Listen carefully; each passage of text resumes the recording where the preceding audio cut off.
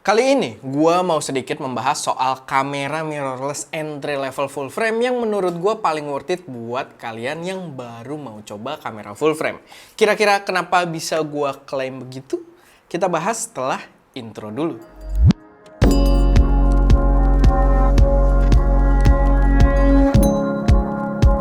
Halo semuanya, selamat datang di channel SM Media dengan gue Erwin yang seperti biasa akan membahas tentang berbagai hal yang berkaitan dengan produksi konten kreatif kayak fotografi, videografi, serta review dari gear-gear pendukungnya. So, kalau kalian tertarik, nggak perlu ragu, langsung aja subscribe dan aktifin tombol notifikasinya biar nggak ketinggalan update-update terbaru dari kita. So, kali ini gue mau bahas kamera mirrorless entry level full frame dari Canon yang menurut gue wajib banget jadi pertimbangan kalau kalian pengen masuk ke ranah full frame dengan budget yang masih terbatas.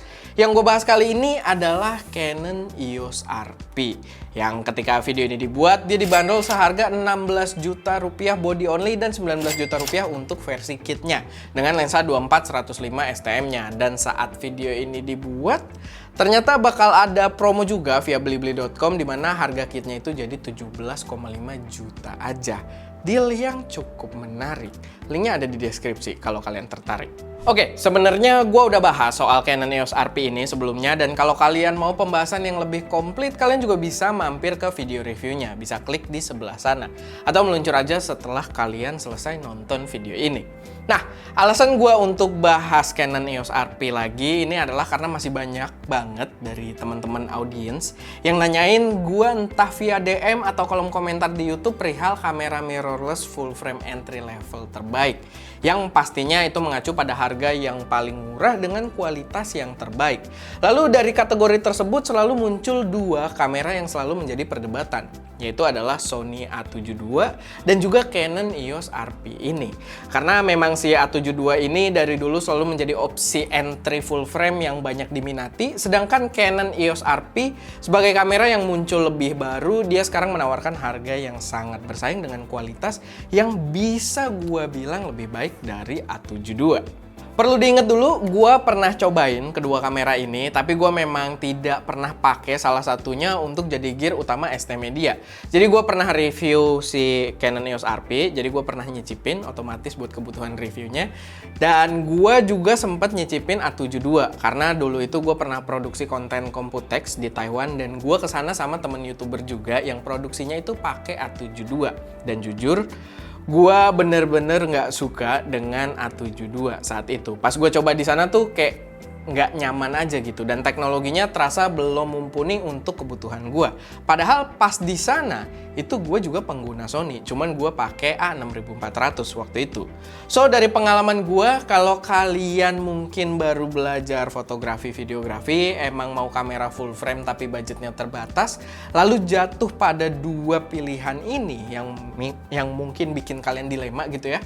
Menurut gue, Canon RP adalah pilihan terbaik. Dan gue akan jabarkan kenapa. Tapi kalian juga perlu ingat ya, di sini gue bukan bandingin brand. Canon, Sony mana lebih baik? Nggak ada jawaban pasti. Tapi di sini gue akan bandingin spesifik dua kamera entry level full frame mereka. Pertama udah pasti karena secara umur juga Canon RP ini lebih baru, lebih fresh, membawa teknologi yang lebih up to date. Kalau kita lihat dari tahun peluncurannya aja, EOS RP ini diluncurkan pada tahun 2019, sedangkan A72 itu diluncurkan tahun 2014. Nggak cuma soal tahun peluncurannya aja nih, tapi keseluruhan experience yang bakal kalian dapati juga bakal sangat berbeda. Sensor yang dipakai di RP ini udah 26 megapiksel, sedangkan A72 cuma 24 megapiksel aja.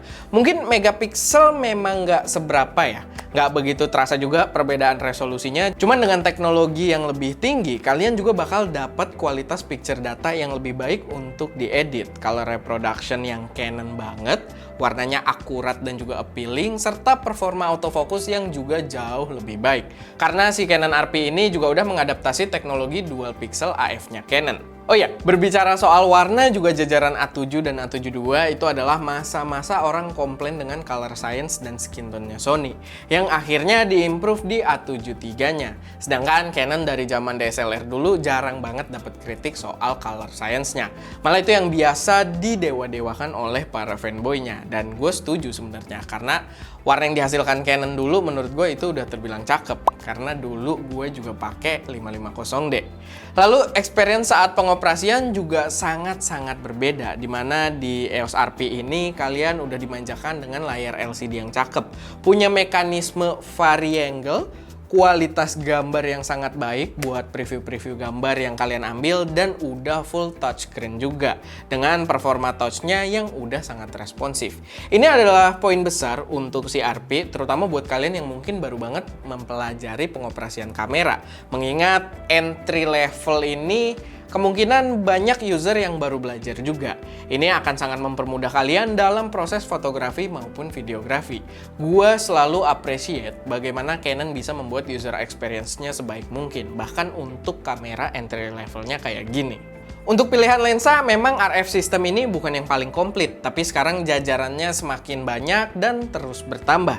Serta kalian juga punya opsi low budgetnya yang padahal lensa native-nya Canon sendiri.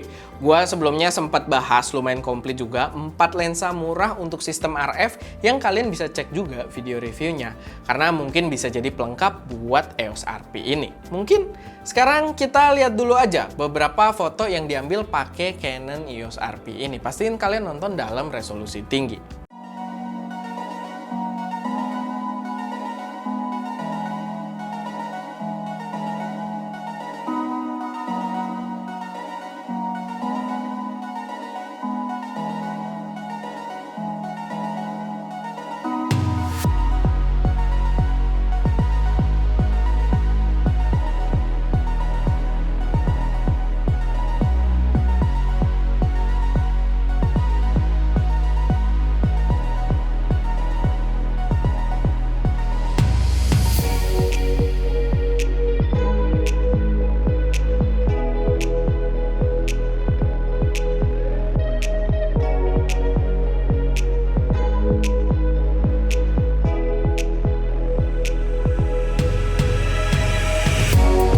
Oke, sekarang udah waktunya buat gue memberikan kesimpulan. Overall di harga 16 juta rupiah body only buat kalian yang mau mulai coba sistem full frame, ini adalah pilihan terbaik di kelasnya. Serius, kalau pilihannya sama A72, buat gue bahkan nggak 50-50.